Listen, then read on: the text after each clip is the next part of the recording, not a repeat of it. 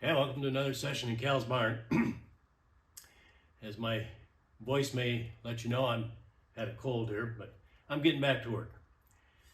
What I'm trying to do is get the torsion bars loose that hold my trunk lid up. I'm trying to do it by myself, which is always fun.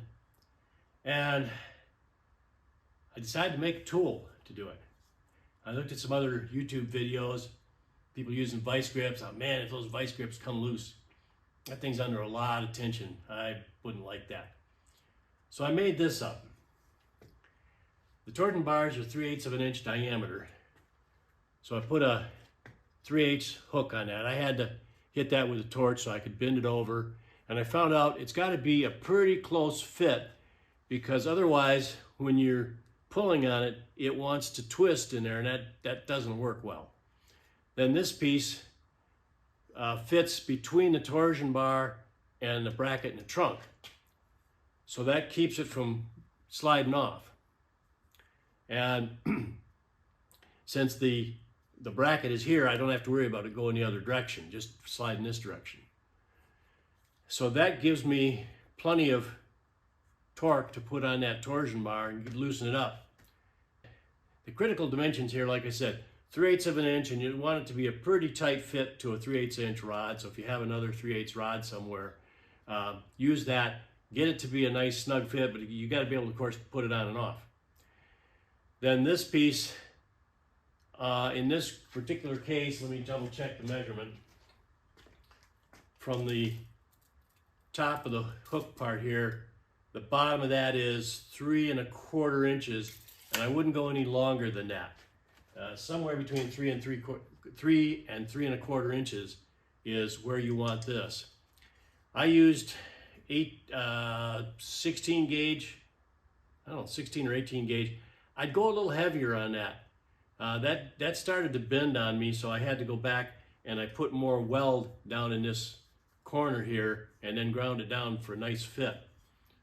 If I had just gone with a little thicker piece, I wouldn't have had to add the extra weld.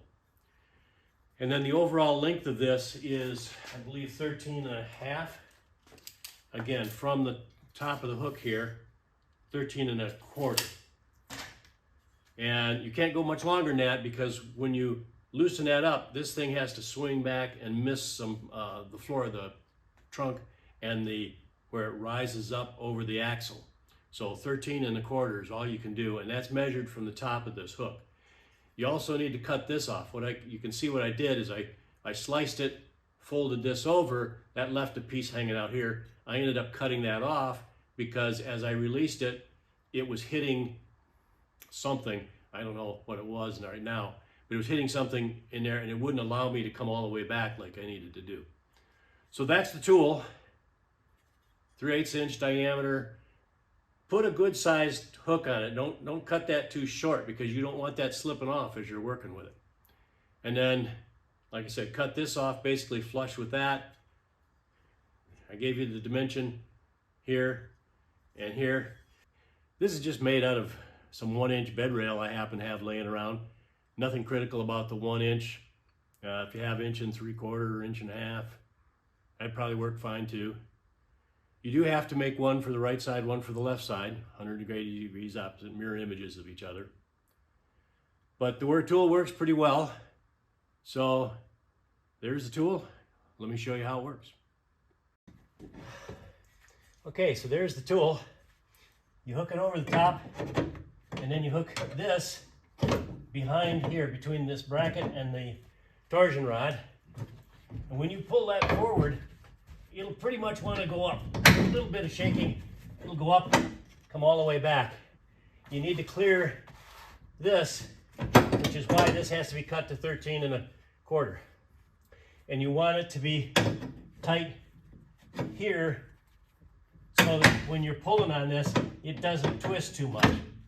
And then to put it back, you need to have a little extra leverage, screwdriver or something, to pull it down. That part is much easier now. To get this the rest of the way out, I need to get it off of this little hook light that's up here. The problem is if I pull this, it just pulls this down. So I need to stop this from coming down and make that my pivot point so I can pull this out. So what I did is I just cut a piece of, I think it's 2 5/8 long angle iron, and that just fits in there just enough to block that. And that's a 3/8 diameter rod. So I happen to have this dolly that I made up. That's 3/8 rod, and I can now pull that up, slide that in. So now this is sticking out. Now I can carefully pull that out while holding this. Where's my screwdriver? All right, I'm gonna put some gloves on just in case. That's still under a fair amount of tension. And with a screwdriver or maybe a pry bar, I should now be able to hold that snug and ease it out.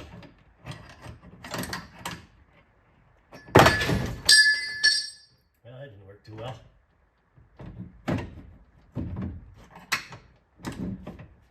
Well, the first time I did it, it worked real easy. Let me get down there like I did the first time and see if that works any better.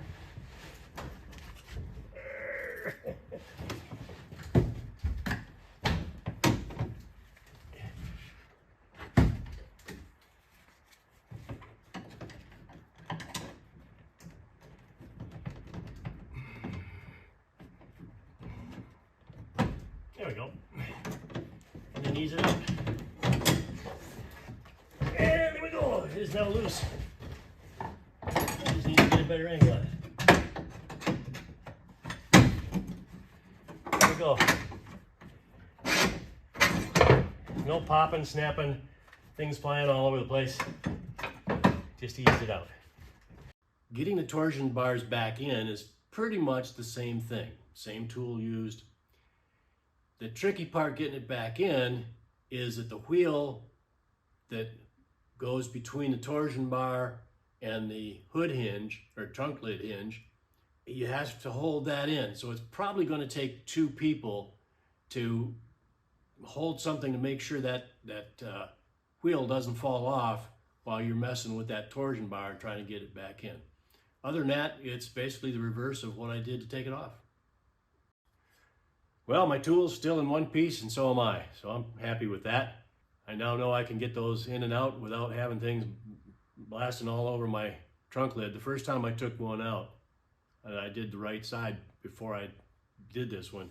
And man, when that thing let go, it's kind of scared me. That thing snapped. I didn't even see where it went until it was all over. So I feel a lot more comfortable using this tool. Hopefully that's helpful. If you like it, please click that like button, subscribe, leave comments. I'd like to hear from you. Thanks for watching.